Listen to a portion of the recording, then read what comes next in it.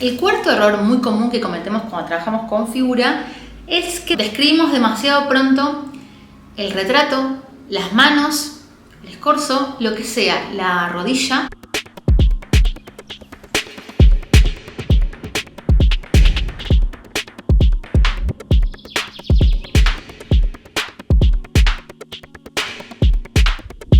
Porque tenemos una extraña atracción por dibujar los detalles y pensamos que lo que percibimos cuando vemos a alguien tiene que ver con los rasgos que vemos de cerca. Esto le pertenece más a la psicología que la observación de un dibujante.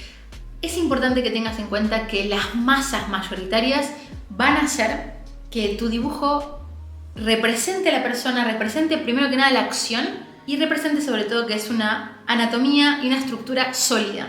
Primero que nada es mucho más importante que reconozcas una figura real, verosímil, que puedas ver que esa figura podría ser un vecino tuyo. O quizá es un poco extravagante para ser un vecino, pero tiene una anatomía realista. Es importante primero que tenga características sólidas. Esto quiere decir que se sienta que hay una coherencia en la descripción del volumen anatómico. Yo soy partidaria de primero estudiar direcciones, proporciones, ortogonales, intensidad de línea, embelocamiento, simplificación, claroscuro, valor y luego color. Y en la figura pienso de una manera muy similar. Primero a estudiar las direcciones, la geometría, la silueta, el blocking y luego empezar a estudiar esas capas de anatomía que sin ninguna duda es de las cosas más complejas. Pero también es cierto que empezás a ver cosas que antes no veías cuando estudias anatomía, ya sea en dibujo o en pintura. Estás más atento a cuestiones que no ves si no las conoces. Cuando conoces proporciones estandarizadas, de cualquier manera creo que haces un dibujo, podría ser un dibujo bastante sólido y bastante atractivo sin conocimientos demasiado extensos de anatomía. Pero es realmente importante que vayas adentrándote en el estudio de la anatomía. De anatomía, estructura ósea y musculación superficial, más que nada, vas a comprender, vas a ver más cosas de las que no ves, comparado con las que sueles ver de manera directa sin que hagas un pasaje por la anatomía. Es más importante que sea una figura relativamente real, que tenga unas proporciones relativamente reales, no muy lejos de los estándares, no muy lejos de los estereotipos, y que luego te vayas corriendo en favor de la observación directa, ¿sí? Para eso uno estudia proporciones estandarizadas. Lo más importante para reconocer es la relación alto-ancho, cómo es la proporción, la relación alto-ancho de esa figura en ese contexto, ¿sí? Más que el parecido. Muchas veces pasa que uno se pone a detallar la nariz, la boca o los ojos de una figura completa que poco importante es el reconocimiento de esa figura. Y además, algo que te súper aseguro, si vos le embocás poco a poco, porque lleva mucho tiempo, pero vale la pena, a las formas que tienen las luces, a las formas que tienen las sombras, pero el diseño las tallás como un artesano, vas a ver que vas a poder reconocer a esa persona que estás intentando retratar. La importancia que tienen la forma de las luces y las formas de las sombras. Diseñá las formas de las sombras. Es parecido al Tetris, este juego del diseño de las formas de las sombras. Veo una sombra por acá, ¿qué contorno tiene? Veo una sombra proyectada por acá, ¿qué contorno tiene? Por supuesto que conocer la lógica de luz y la sombra, conocer cómo operan los medios tonos, es mucho más beneficioso, es muy beneficioso para que puedas comprender esto de una manera más simple y más clara en el modelo. Pero apostá a la simplificación, mantenete en el 90% del tiempo en las masas mayoritarias. Creo que esto lo leí en un libro de Menorca Pulsar, que son extraordinarios y lo quiero recordar. Mantenete el 90% en las masas mayoritarias. Mantenete el 90%, sí, dije el 90%, el 90% en las masas mayoritarias. Esto quiere decir los bloques más grandes. ¿Cómo son los bloques más grandes? ¿Qué tamaño en jerarquía tienen los bloques? De más grandes a más chicos. Por lo menos tenemos 3, los grandes, los medianos y los pequeños, y se van subordinando los unos a los otros.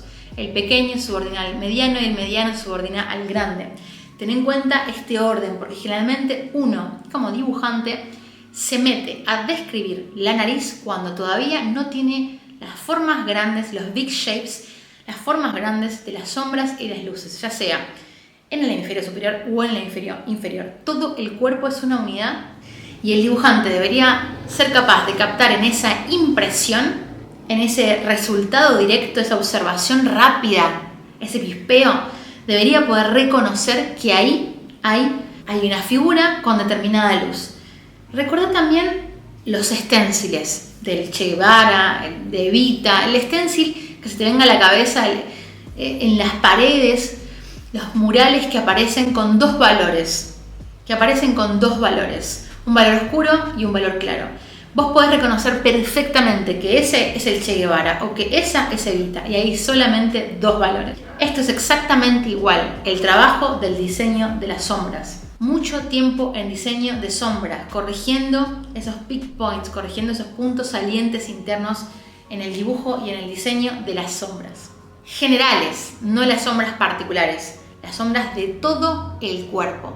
Dedica tiempo a tallar las formas de las sombras y las luces, constantemente. El sexto error está relacionado con el quinto, que es que se parece pero no está sólido. Sirve imaginar, Proco lo presenta como el Robobin.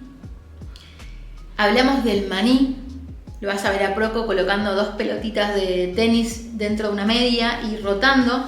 Aprovecho para recomendarte el libro de Josh Bridgman, es extraordinario, Constructive Anatomy, anatomía constructiva, que ayuda mucho a imaginar que el torso es un cubo, que la cabeza puede ser un ovoide o esa forma de silbato, como la piensa también Loomis, que era discípulo de Bridgman. Pensar que la pelvis también puede ser una especie de balde, ¿sí?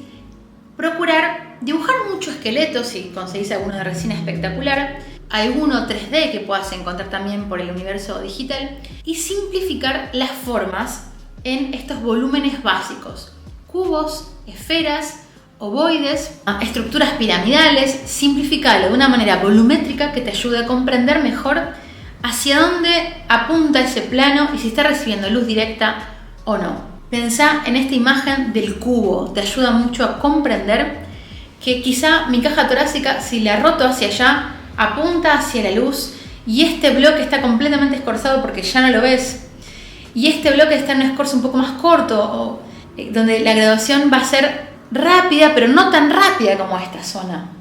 Empecemos a pensar los bloques, las cajas, los volúmenes, los degradados en relación de estos bloques mayoritarios internos. Pensamos primero de manera bidimensional, pensamos en el gesto, pensamos en los bloques, en los cubos, pensamos en cajas, pensamos en ovoides, pensamos en esferas, pensamos en baldes, ¿sí? Pensamos en cilindros, el brazo puede ser un cilindro, el cuello puede ser un cilindro. Y luego empezamos a imaginar qué luz golpea a esos cuerpos simples, ¿sí?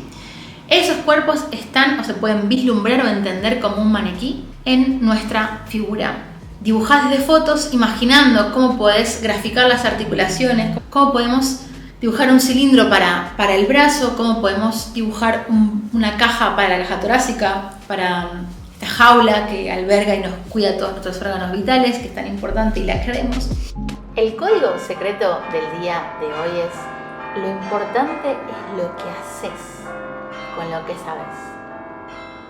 ¿Cuántas personas hay que no saben tantísimo, pero hacen mucho con lo poco que saben? Imagínate si expandimos ese horizonte juntos. No te olvides de escribir este código secreto en los comentarios. El propósito de este ejercicio es sencillamente fijar los conceptos que vimos el día de hoy. Y te dejo esta página súper recomendada, Anatomy 360, para que veas escaneos reales de anatomía masculina, anatomía femenina, cabeza, ropaje, vestuario y manos, además de suscripciones pagas que también están muy muy recomendadas.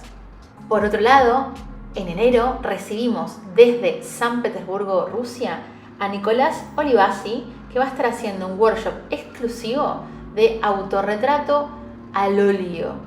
Autorretrato al óleo, no hace falta que tengas experiencia previa y podés reservar tu lugar ahora en hola@agustinacaruso.com.ar para ser parte de este workshop exclusivo que tiene PDF de estudio y además desarrollas tu propio autorretrato con la metodología rusa. Esperamos verte ahí. Muchas gracias por acompañarnos, cuídate muchísimo y ¡feliz Año Nuevo!